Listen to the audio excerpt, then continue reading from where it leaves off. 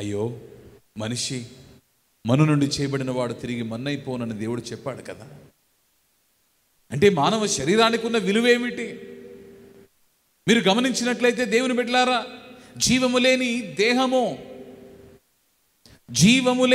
దేహము అది నిరుపయోగమైనది. ఎంతగా నిరుపయోగమైనది అంటే అది పాతి పెట్టబడవలసిందే కానీ భూమికి పైన నిలవబెట్టగలిగినది కాదు. ఆలోచన చేస్తూ ఉన్నాను. There is nothing that you could really do to a body that doesn't have life. జీవము లేని దేహానికి నీవు చేయగలిగింది ఏదియో లేదు. ఇప్పుడు ఆ దేహాన్ని నీవు చూచినప్పుడు నీవు అనుకోవచ్చు, ఆ దేహాన్ని నేను పోషించుకుంటూ ఉన్నాను, ఆ దేహాన్ని నేను కాపాడుకుంటూ ఉన్నాను,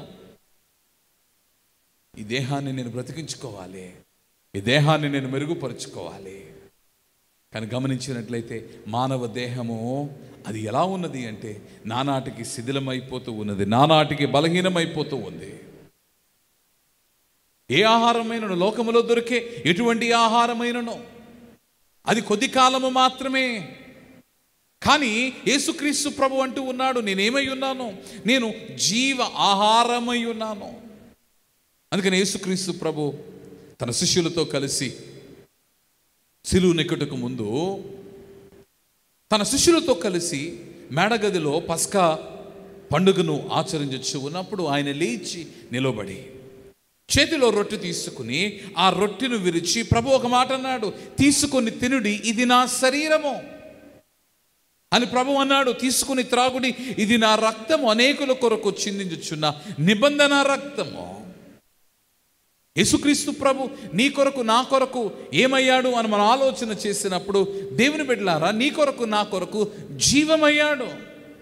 క్రీస్తు యేసు సజీవ యాగముగా సిలువపై వేలాడట గల కారణం ఏమిటంటే నీవు నేను సజీవముగా ఉండవలనని, నిత్య జీవమునకు వారసులము కావలనని, మరణము ఓడి నీవు పాపమును జయించి సజీవముగా నిత్యము జీవించవలనని క్రీస్తు యేసు నీ నిమిత్తమై నా నిమిత్తమై శిలువలో మరణించాడు. అందుకని ఈరోజు క్రీస్తు యేసు ఏమయ్యాడు? క్రీస్తు యేసుని శరీరం ఏమై ఉన్నది? ప్రభు అంటూ ఉన్నాడు, పరలోకము నుండి దిగి వచ్చిన జీవాహారము నేనే.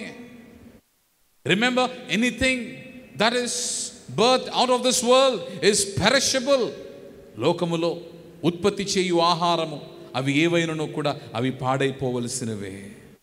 కానీ పరలోకము నుండి వచ్చు నేను, the distinction that I have, నేను కలిగిన ప్రత్యేకత ఏమిటి అనగా పాడు కాని ఆహారము, నీకు జీవమునిచ్చు ఆహారము.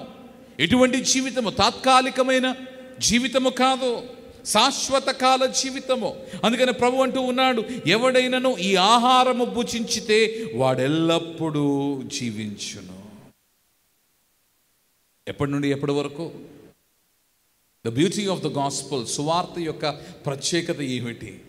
యేసుక్రీస్తు ప్రభువారి యొక్క మరణ పునరుద్ధాన విశిష్టత ఏమిటి అంటే ఆయన యందు విశ్వసించువారు they don't live for a day or a two, a life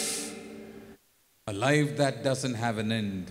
ఒక రోజు రెండు రోజుల కొరకు కాదు, ఒక నెల రెండు నెలలు, ఒక దశాబ్దము రెండు దశాబ్దాలు కాదు, అంతము లేని జీవితాన్ని వారు జీవిస్తారు.